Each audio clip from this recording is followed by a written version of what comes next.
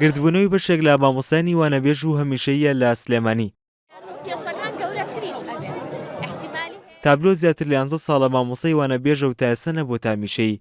دەڵێت تا کێشەکانیان چارەسەر نەکرێت ناچنەوە نێو هۆڵەکانی خوێندن.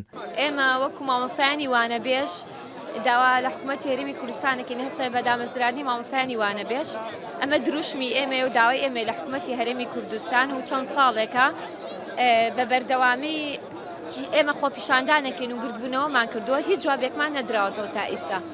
من وەکو خۆم 11 ساڵە مامۆستای وانەبێژم لاجیەکان مەکتەبەکان هەموویم کردووە تا ئێستا. ئیتر سەرەکەی حکوومەتی هەرێمی کوردستان زۆر بێباکە لە مامۆستایانی وانەبێژ.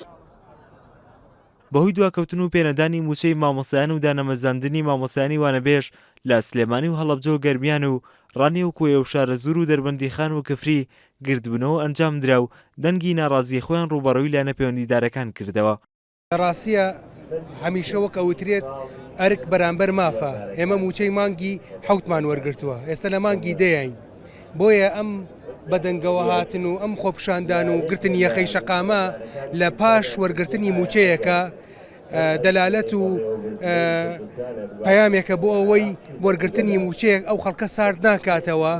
ئەم حکوومەتە بێدەربەست و ئەم حکوومەتە خەمساردە پێویستە ئاباگا بێتەوە، هەنگاوی زیاتر ئەنین، خۆپشاندانەکان فراوانتر ئەەکەین ئەگەر بێت و نەیە نەژێربار. یەکێک لە ڕێگانی فشار بایکۆتە و بەردەوام ئەبێت و بە هیچ جۆرێک مامۆستایان و فەرمانبەران ناچنە ژێرباری شکاندنی بایکۆت و پێشمان وایە ئەبێ لەم هەڵوێستەدا کە سوکاری خوێندکاران و هاوڵاتیان بەگشتی پشتیوانمان بن تا فشارەکانمان جێکەوت ئەبێت و کۆتایی بە سیستەم دێت لە پێدانی بچە لە وادەی خۆیدا و تا لە بەرزکردنەوەی مامۆستایان و فەرمانبەران و دامەزراندنی مامۆستایانی وانەبێژ.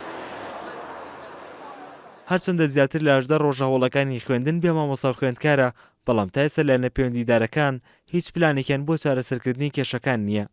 تا ئێستا دوو جار یادداشتیان داوە بە ئێمە، بەڵام بەهۆی بایکۆتی هەم بەڕێوەبەرایەتی گشتی پەروەردەی سلێمانی و بایکۆتی بەشێک لە فەرمانبەران ئێمە نەمانتوانێت تا ئێستا ئەو نووسراوە بگەینە وەزارەت، بەڵام بەڵێنمان داوە بە مامۆستایانی وانەبێژ و مامۆستایانی ناڕازی کە ئێمە ئەمڕۆ ژمارەیەکی زۆر فەرمانبەر لە ناو دیوان دەستیان کردوەوە بە داوامکردن نووسراوەکان ئەگەێنین. هیوادارم وەزیری پەروەردە بێتە سەرخەت بۆەوەی هیچ نەبێت ڕۆڵێکی کاریگەری هەبێت بۆ چارەسەرکردنی کێشەی پرۆسەی پەروەردە و فێرکردن، چونکە بەڕاستی لە ئێستا گەورەترین زیان کە لە کەرتی پەروەرداکە خوێندکارەکانمان ئەکەوێت.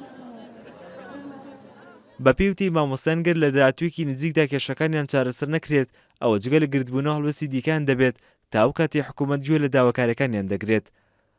بڕوابادین کورسات نیوس، سلێمانی.